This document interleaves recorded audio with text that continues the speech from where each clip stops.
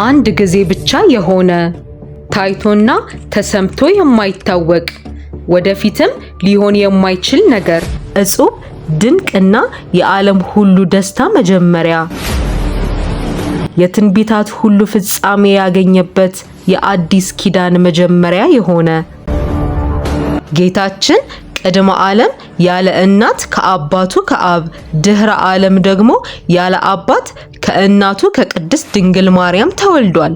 ታዲያም በስጋው አያቱ ስለሆነች ድንቅ ሴት ያልተነገሩ ታላላቅ ተአምራትን ስላደረገች ሐና እነሆ ይዤላችሁ ቀርቤያለሁ። የጌታችንና የመድኃኒታችን የኢየሱስ ክርስቶስ አያት ቅድስት ሐና። ቅድስት ሐና በእርጅናዋ ወራት እግዚአብሔር የጎበኛት በእርግዝናዋም ጊዜ ታላላቅ ተአምራቶችን ያደረገች ጻድቅ ሴት ነች።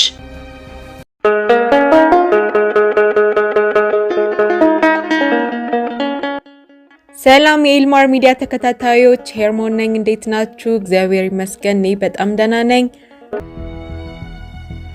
ሐና ማለት ጸጋ ማለት ሲሆን አምላክን የወለደች የቅድስት ድንግል ማርያም እናት ናት። ታሪኩም እንዲህ ነው። ጴጥርቃና ቴዎክስታ የሚባሉ ተጋብተው በንጽህና በቅድስና ይኖሩ ነበር። ልጅም ስላልነበራቸው ሀብታቸውን ማን ይወርሰዋል ብለው ይጨነቁ ነበር። አብዝተውም ሲጸልዩ ሳለ ቴዎክስታ ህልምን አለመች። ለጴጥርቃም በህልሜ ነጭ ጥጃ ከማህፀን ስትወጣ ያቺ ነጭ ጥጃም እንዲሁ ስትወልድ የሰባተኛዋ ትውልድ ጥጃ ግን ጨረቃን ስትወልድ ጨረቃዋም ፀሐይን ስትወልድ አየሁ አለችው። እርሱም ህልም ፈቺዎች ጋር አንግቶ ሄደ። ህልም ፈቺዎቹም እግዚአብሔር በምህረት አይቷችኋል፣ 7 ጥጆች የልጅ ልጆች ናቸው። 7ኛው ጥጃ ጨረቃ መውለዱ ከሰው የተለየ ደግ ፍጥረት ትወልዳላችሁ። የፀሐይዋ ነገር ግን አልተገለጠልኝም አላቸው። እነሆም ጴጥርቃ ለቴዎክስታ ነገራት። እርሷም የእግዚአብሔር ፈቃድ ይሁን ብላ ዝም አለች። በዓመቱም ሴት ልጅን ወለደች። ስሟንም ሄመን አለቻት። ሄመንም ለአቅመ ሔዋን ስትደርስ አጋብተዋት ዴርዴርን ወለደች። ዴርዴርም ቶናን ወለደች። ቶናም ሴካራን ወለደች። ሴካራም ሴትናን ወለደች። ሴትናም ሄርሜላን ወለደች። ሄርሜላም ሐናን ወለደች። ስለዚህም ሐና ከኢየሩሳሌም ሀገር ከሌዊ ነገድ ከካህኑ አሮን ትውልድ ናት። ከአባቷ ከማጣት ከእናቷ ከሄርሜላ ሐና ተወለደች። እህቶቿም ሶፊያና ማርያ ይባላሉ። የሐና እህት ሶፊያም ኤልሳቤጥን ወለደች። ኤልሳቤጥም ከካህኑ ከዘካርያስ ጋር ተጋብተው በእርጅና ዘመናቸው መጥምቁ ዮሐንስን ወለዱ። የቅድስት ሐና ሁለተኛ እህቷ ማርያ ሰሎሜንና ያዕቆብን ወለደች። ሰሎሜ ድንግል ማርያም በስደቷ ጊዜ ያገለገለቻት ስትሆን ያዕቆብ ደግሞ ከኢየሱስ ክርስቶስ ጋር አብረው ስላደጉ የጌታ ወንድም ይባላል። ቅድስት ሐናም ለአቅመ ሔዋን በደረሰች ጊዜ ከይሁዳ ነገድ ከዳዊት ዘር ከቤተ መንግስት ወገን የሆነ ከቅዱስ ኢያቄም ጋር አጋቧት። ኢያቄምና ሐናም ተጋብተው ሲኖሩ ልጅ ባለመውለዳቸው እጅግ ያዝኑ ነበር።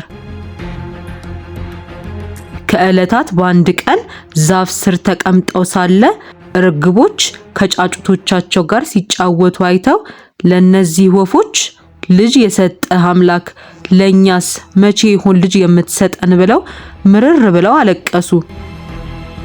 ከዚያም ወደ ቤተ መቅደስ ሄደው ካህኑ ዘካርያስ ሊቀ ካህንን ይዘው ስለትን ተሳሉ። ወንድ ልጅ ብንወልድ ተምሮ ቤተ እግዚአብሔርን እንዲያገለግል እንሰጣለን። ሴት ልጅ ብንወልድ ውሃ ቀድታ መጋረጃን ፈትላ ካህናትን እንድታገለግል ቤተ ክርስቲያንን እንድታገለግል እንሰጣለን ብለው ተሳሉ። ካህኑ ዘካርያስም ጸሎታችሁን እግዚአብሔር ይስማላችሁ ብሎ ሸኛቸው። ሌሊቱንም ሕልምን አዩ። ያዕቆብ 7 ሰማይ ተከፍተው ነጭ እርግብ ሲወርድ አየሁ አላት። ቅድስት ሐናም ነጭ እርግብ መጥታ በራሴ ላይ ወርዳ በጆሮዬ መታ በማህፀኔ ስትተኛ አየሁ አለችው። በዚህም ተጽናንተው ሐናና ኢያቄም ለ7 ቀን ሱባኤ ገቡ። ነሐሴ 7 ቀንም እንደሚወልዱ መልአኩ ነገራቸው። ቅድስት ሐናም ድንግል ማርያምን ነሐሴ 7 ቀን በ16ኛው ዓመተ ዓለም እሁድ ቀን ጸነሰች። ቅድስት ሐናም በእርግዝናዋ ወራት የአጎቷ ልጅ ሳሚናስ ሞቶ ሄደች። የሞተውንም ሰው እየዞረች ስታለቅስ የእሷ ጥላ አርፎበት መግነዙን ፍቱልኝ ሳይል ተነሳና ቆመ። በማህፀኗም ለተጸነሰችው ለእመቤታችን ለቅድስት ድንግል ማርያም ሰገደ። የአርሳባ ልጅ አይነ ስውር ነበረች። የቅድስት ሐናን በእርጅናዋ ዘመን ማርገዟ ለማረጋገጥ ሄደች። ሆዷንም በዳሰሰቻት ጊዜ አይኗ በራላት። በዚህም ምክንያት የሚወለደው ልጅ ስልጣናችንን ይወስድብናል ብለው አይሁዶች መከራና ስቃይ ያበዙባቸው።